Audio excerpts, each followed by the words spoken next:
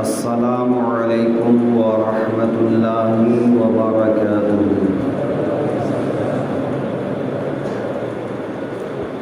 الحمد للہ کفا وسلام علی حبیبہ الذین اصطفیٰ، اما بعد فاعوذ باللہ من الشیطان الرجیم، بسم اللہ الرحمن الرحیم۔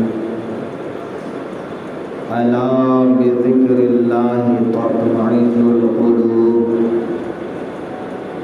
صدق اللہ المولانا العظیم وصدق رسولہ النبی الامین المتین الکریم، ونحن علی ذلک لمن الشاہدین والشاکرین والحمد للہ رب العالمین۔ قرآن عظیم کی جس آیت کریمہ کی تلاوت کا شرف حاصل کیا، اس کی روشنی میں کچھ دیر گفتگو کرنے سے قبل آقائے دو عالم نور مجسم، نبی مکرم، شفیع اعظم حضرت محمد مصطفیٰ صلی اللہ علیہ وآلہ وسلم کی بارگاہ میں درود و سلام کا نذرانہ محبت پیش کریں۔ اللہم صلی علی سیدنا و مولانا محمد بارک وسلم، صلاۃ و سلام علیک یا رسول اللہ صلی اللہ علیہ وآلہ وسلم۔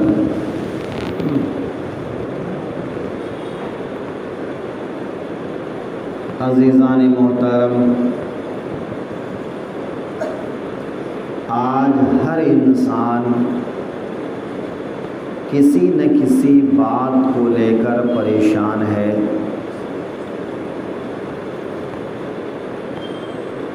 ہر ایک کی پریشانی جداگانہ ہو سکتی ہے، لیکن وہ اپنی جگہ پر کسی نہ کسی بات سے پریشان ہے۔ کسی کے پاس روزگار نہیں ہے، کسی کے پاس اولاد نہیں ہے، کسی کے پاس اولاد ہے تو نافرمان ہے، کسی کے پاس روزگار ہے تو اسے اس سے زیادہ کی تلاش ہے، کسی کے گھر میں سکون نہیں ہے، کسی کو اور کہیں کسی اور وجہ سے پریشانی ہے۔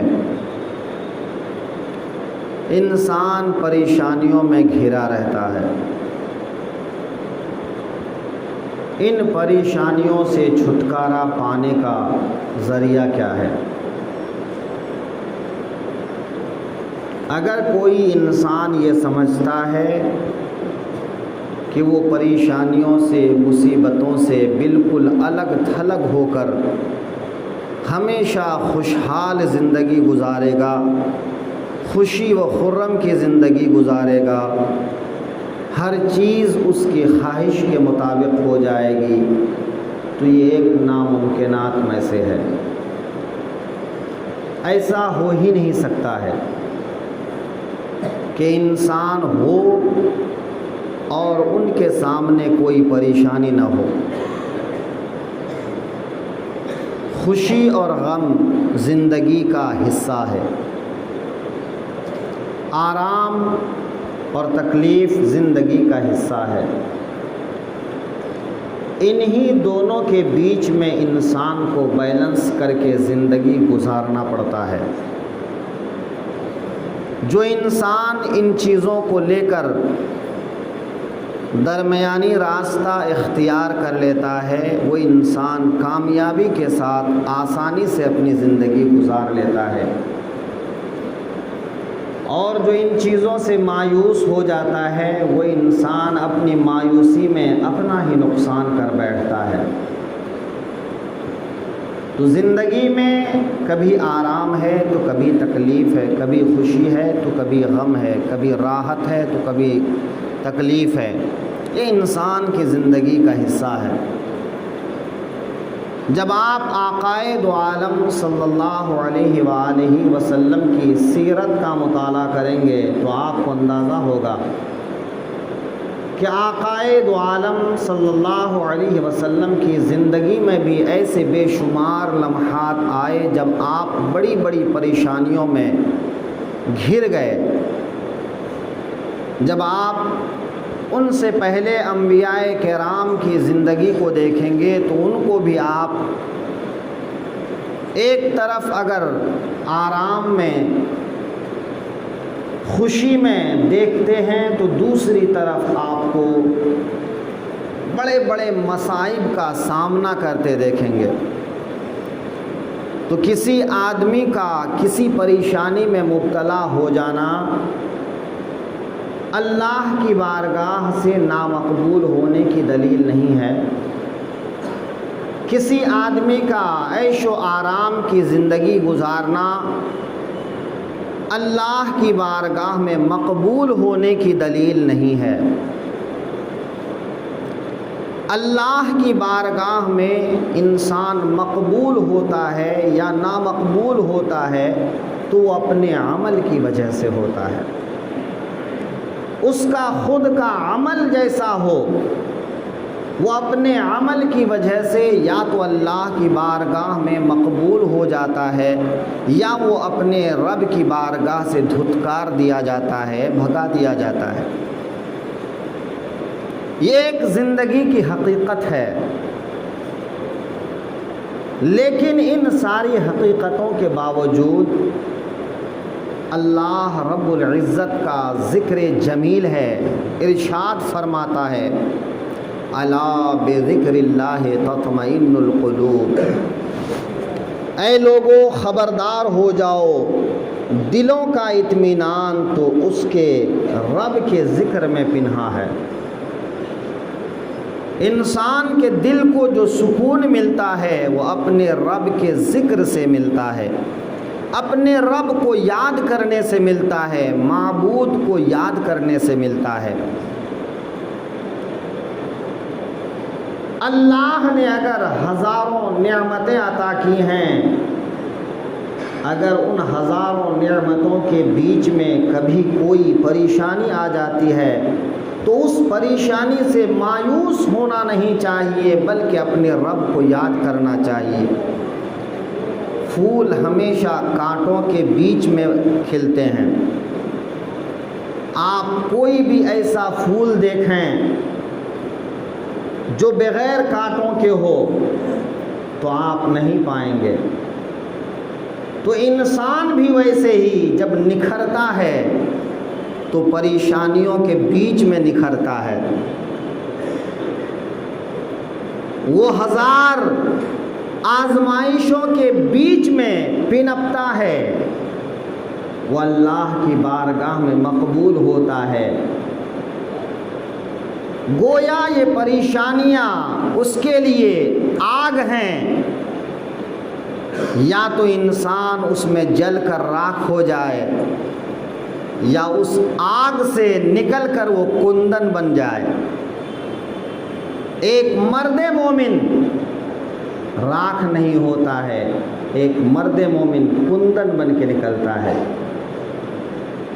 وہ ایک عظیم شے بن کے نکلتا ہے، اللہ کی بارگاہ میں مقبول بن کے نکلتا ہے۔ ہاں، ضرورت اس بات کی ہے کہ انسان دونوں کے بیچ میں میانہ روی اختیار کرے۔ عیش و آرام کا دن ہے تب بھی اللہ کو یاد کرے، مصیبت و پریشانی کا دن ہے تب بھی اللہ کو یاد کرے۔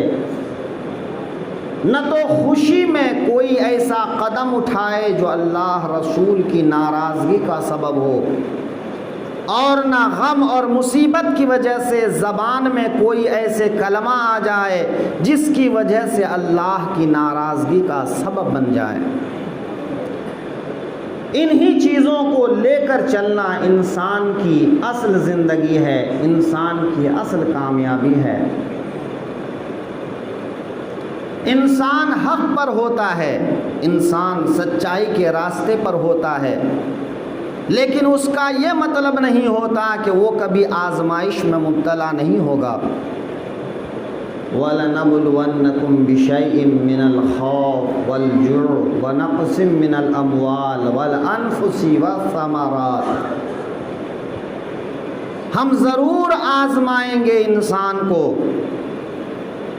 کبھی ان کے دل میں خوف و ہراس ڈال کر، کبھی ان کو بھوک اور پیاس کی شدت میں مبتلا کر کے۔ بھوک اور پیاس کی شدت صرف فاقہ ہی نہیں، روزگار کی کمی بھی ہو سکتی ہے، ضرورتوں کی تکمیل نہ ہونا بھی ہو سکتا ہے، اور ہم اس کے لیے کبھی مال کو گھٹا کر، کبھی اولاد کے ذریعے سے، کبھی جان کے ذریعے سے اسے آزماتے ہیں۔ لیکن وَبَشِّرِ الصَّابِرِينَ اِذَا أَصَابَتْهُمْ مُصِيبَةٌ قَالُوا إِنَّا لِلَّهِ وَإِنَّا إِلَيْهِ رَاجِعُونَ۔ میرا رب ارشاد فرما رہا ہے وَبَشِّرِ الصَّابِرِينَ، صبر کرنے والے کو خوشخبری سنائیے، بشارت دیجئے صبر کرنے والوں کو۔ انسان جب صبر کر لیتا ہے تو اللہ انہیں بشارت سناتا ہے۔ صبر کیا ہے؟ آقائے دو عالم صلی اللہ علیہ وسلم کا مقدس زمانہ ہے۔ میرے آقا ایک راستے سے تشریف لے جا رہے ہیں کہ ایک بوڑھی خاتون کا بیٹا اس دار فانی سے دار بقا کی طرف کوچ کر گیا ہے۔ ایک بوڑھی خاتون کا بیٹا مر گیا ہے۔ ظاہر سی بات ہے، اولاد کا مرنا، اولاد کا فوت ہو جانا بہت بڑا غم ہے۔ وہ خاتون زار و قطار رو رہی ہیں، وہ خاتون گریبان چاک کر کے رو رہی ہیں، بڑی بے قراری کے ساتھ آہوزاری کر رہی ہیں۔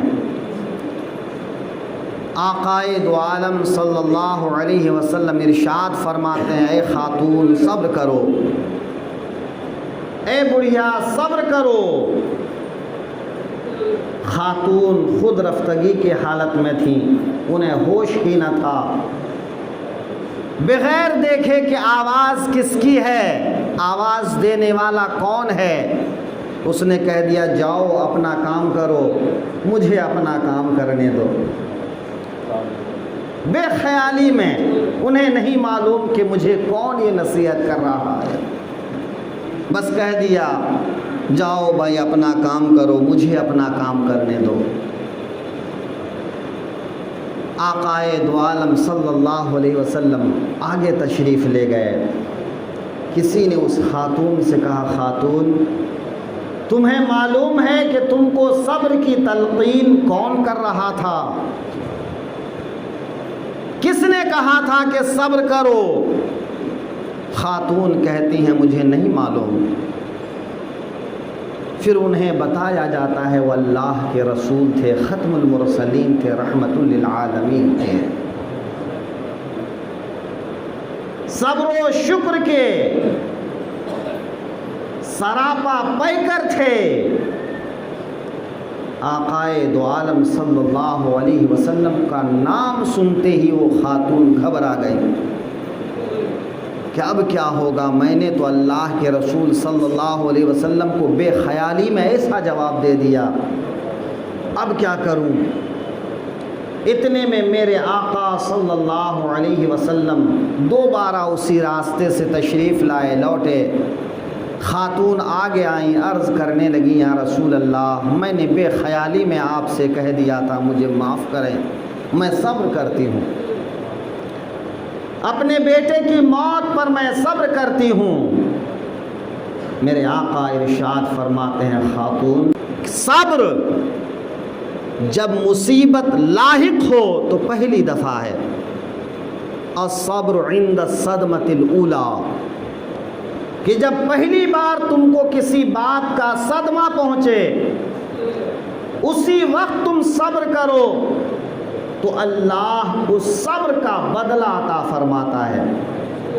ٹھیک ہے، اب تم کہتی ہو صبر کرتی ہو، لیکن صبر کا جو مطلب ہے وہ یہی ہے کہ جب آدمی کو کوئی پریشانی آ جائے تو اس پریشانی کے آنے کے فوراً بعد وہ کہے انا للہ و انا الیہ راجعون۔ میرا رب اسی کو بیان فرما رہا ہے، وبشر الصابرین الذین اذا اصابتهم مصیبہ، بشارت دیجئے انہیں جو صبر کرنے والے ہیں کہ جب ان کو کوئی مصیبت آتی ہے تو وہ مصیبت کے وقت کہتے ہیں قالوا انا للہ و انا الیہ راجعون، کہتے ہیں کہ بے شک ہم اللہ کے لیے ہیں اور اللہ ہی کی طرف لوٹنا ہے۔ عیش و آرام اللہ کی طرف سے ہے، اگر کوئی تکلیف بھی آتی ہے تو اللہ کی طرف سے آزمائش ہے، اگر اللہ کی طرف سے آزمائش ہے تو پھر اس آزمائش میں اللہ کو یاد کرنا، صبر و شکر کے ساتھ رہنا، یہی اللہ کو پسند بھی ہے۔ آپ نے قربانی کے موقع پر سنا ہوگا حضرت ابراہیم کو ان کے وطن سے نکالا گیا، آگ میں ڈالا گیا،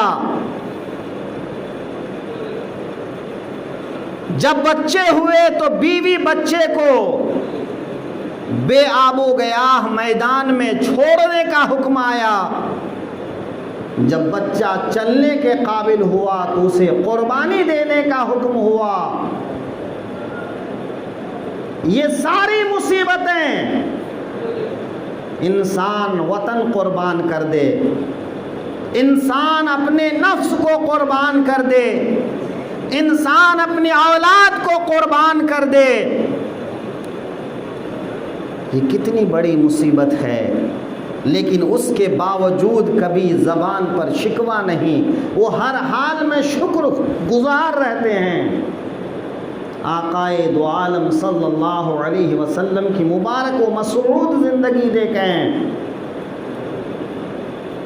آقائے دو عالم کو کتنا ستایا گیا، ان پر پتھر برسائے گئے، راستے میں گڑھے کھودے گئے، کانٹے بچھائے گئے، دندان مبارک کا ایک حصہ شہید ہوا، آپ کے چہرے سے خون آئے، آپ مکہ چھوڑنے پر مجبور ہو گئے، بے شمار مصیبتیں، آپ کی اولاد نرینہ سب نے بالغ ہونے سے پہلے وفات پائی۔ جب حضرت ابراہیم کی وفات ہوئی، یہ آقائے دو عالم صلی اللہ علیہ وسلم کے ایک بیٹے کا نام ہے، تو آقائے دو عالم صلی اللہ علیہ وسلم کی آنکھوں سے آنسو جاری ہوئے۔ صحابہ نے عرض کیا یا رسول اللہ، آپ نے تو کہا تھا کہ کسی کی موت پر گریہ وزاری نہ کرو، نوحہ نہ کرو، گریبان نہ چاک کرو، اور اپنے بیٹے کی وفات پر آپ کی آنکھوں میں آنسو آ گئے۔ تو میرے آقا ارشاد فرماتے ہیں کہ ہاں، میں نے نوحہ کرنے سے منع کیا ہے، سر پر خاک ڈالنے سے منع کیا ہے، گریبان چاک کرنے سے منع کیا ہے، دل میں افسوس ہو، آنکھوں میں آنسو آئے، اس سے میں نے منع نہیں کیا ہے، یہ تو اللہ کی طرف سے رحمت ہے۔ جس کا دل نرم ہو تو دلوں کا نرم ہونا یہ اللہ کی رحمت ہے۔ تو میرے آقا کریم نے صبر کیا۔ کیسی صبر؟ آقائے دو عالم صلی اللہ علیہ وسلم کے ایک زانو پر حضرت امام حسین ہیں، دوسرے پر حضرت ابراہیم آپ کے فرزند ہیں۔ فرشتہ آ کر عرض کرتا ہے یا رسول اللہ آپ ان دونوں بچے سے محبت کرتے ہیں؟ میرے آقا فرماتے ہیں یقیناً ایک میرا بیٹا ہے، ایک میری بیٹی کا بیٹا ہے، میں دونوں سے محبت کرتا ہوں۔ تو فرشتہ عرض کرتا ہے یا رسول اللہ لیکن اللہ ان دونوں کو آپ کے ساتھ جمع نہیں رکھے گا، ان میں سے ایک کو اللہ اپنی بارگاہ میں بلا لے گا، لیکن کسے اپنی بارگاہ میں بھیجنا ہے، کسے اپنے پاس میں رکھنا ہے، اس کا اختیار اللہ نے آپ کو دیا ہے۔ ذرا ٹھہریے، میرے آقا کریم کی مرضی، اللہ پوچھتا ہے وَلَسَوْفَ يُعْطِيكَ رَبُّكَ فَتَرْضَىٰ، اللہ آپ کو ان قریب اتنا دے گا کہ آپ راضی ہو جائیں گے۔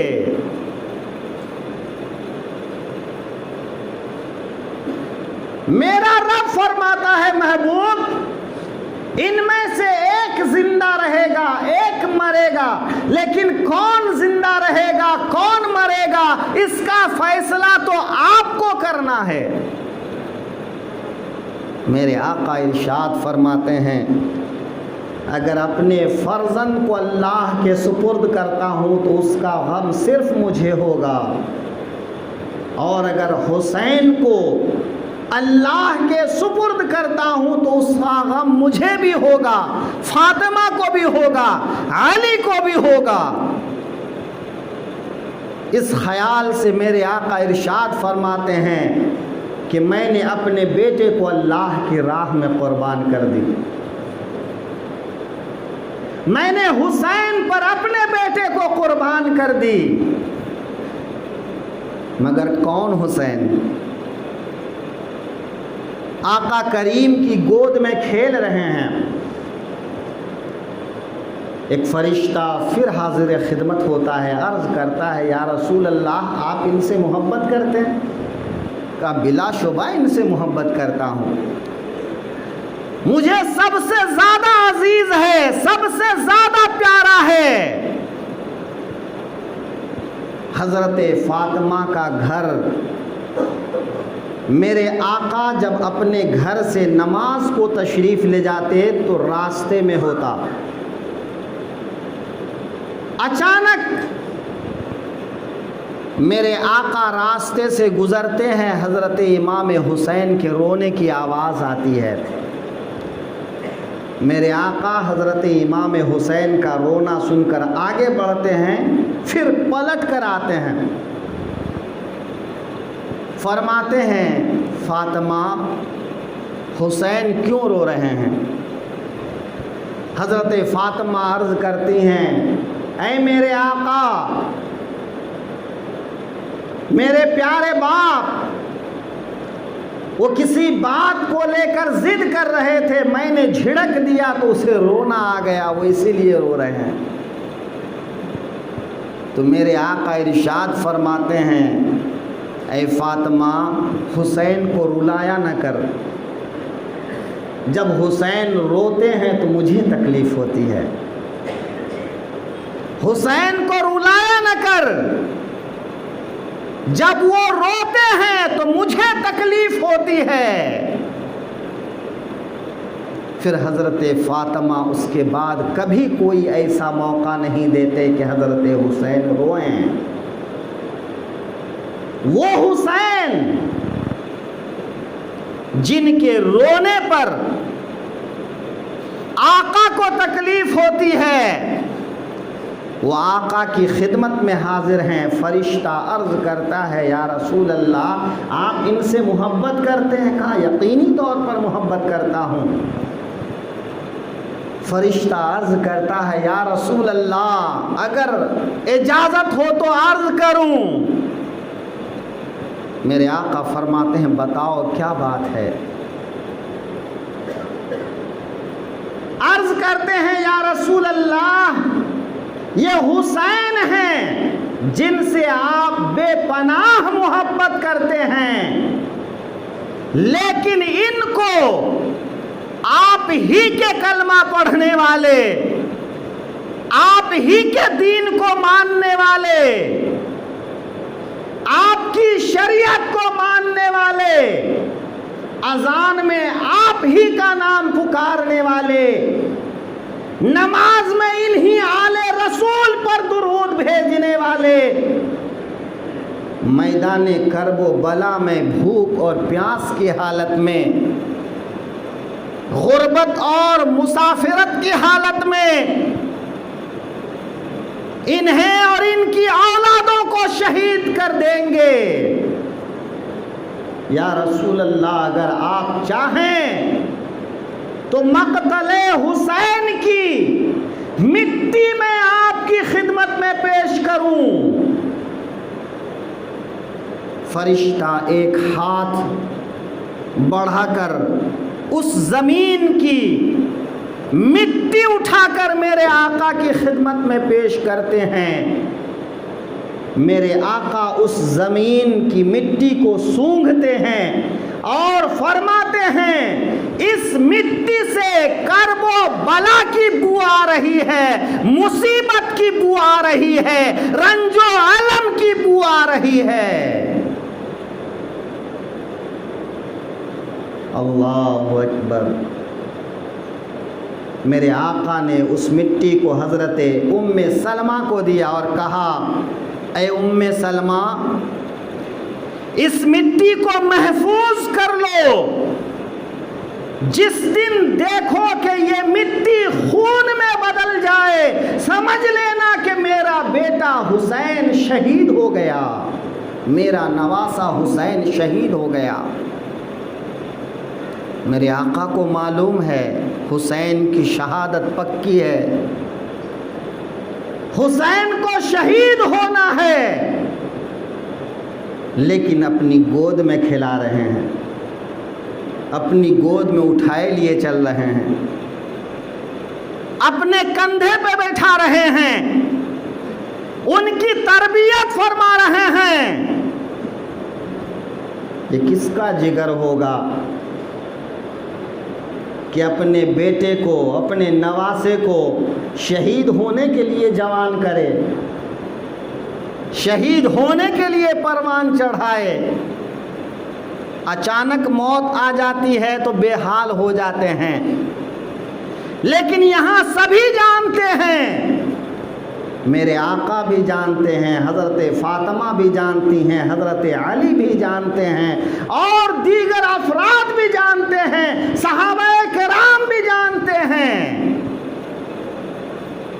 لیکن میرے آقا کریم صلی اللہ علیہ وسلم ایسی مصیبتوں کی گھڑی میں بجائے اس کے کہ آہو زاری کریں، اللہ سے اس کو ٹالنے کو مانگیں، میرے آقا صبر کرتے ہیں اور ہر مصیبت کے وقت انا للہ و انا الیہ راجعون فرماتے ہیں. آقا اپنے رب کے ذکر میں مشغول ہوتے ہیں. یہ سب زندگی کے حالات ہیں، ان حالات کو نظر میں رکھیے، پھر اپنی زندگی کی گاڑی آگے بڑھائیے کہ ایک انسان کے لیے زندگی گزارنا پھولوں کا گلدستہ سجا کر کسی کے سامنے دے دینے جیسا نہیں ہوتا ہے. انسان کی زندگی کانٹوں پہ چل کر گزرتی ہے، خاردار راہوں پہ چل کے گزرتی ہے. ان मुसीबतों में, आजमाइशों में घिर कर ही इंसान आगे बढ़ता है और रब की बारगाह में सुरखरुई हासिल करता है। लेकिन यह सुरखरुई कब हासिल होती है? अला बिज़िक्रिल्लाह तत्मइन्नुल क़ुलूब। ऐ इंसानों, खबरदार हो जाओ कि अल्लाह के जिक्र से ही दिलों को सुकून मिलता है, करार मिलता है। दिलों का इत्मीनान अल्लाह के जिक्र में है। अल्लाह का जिक्र दिलों की हयात है और जिक्र इलाही से गफलत दिलों की मौत है। मेरे आका इरशाद फरमाते हैं, अपने दिलों को वीरान घर मत बनाओ। और मेरे आका इरशाद फरमाते हैं, अफजल जिक्र ला इलाहा इल्लल्लाह है और अल्लाह के जिक्र का बेहतरीन तरीका नमाज है। अल्लाह के जिक्र का बेहतरीन तरीका नमाज है।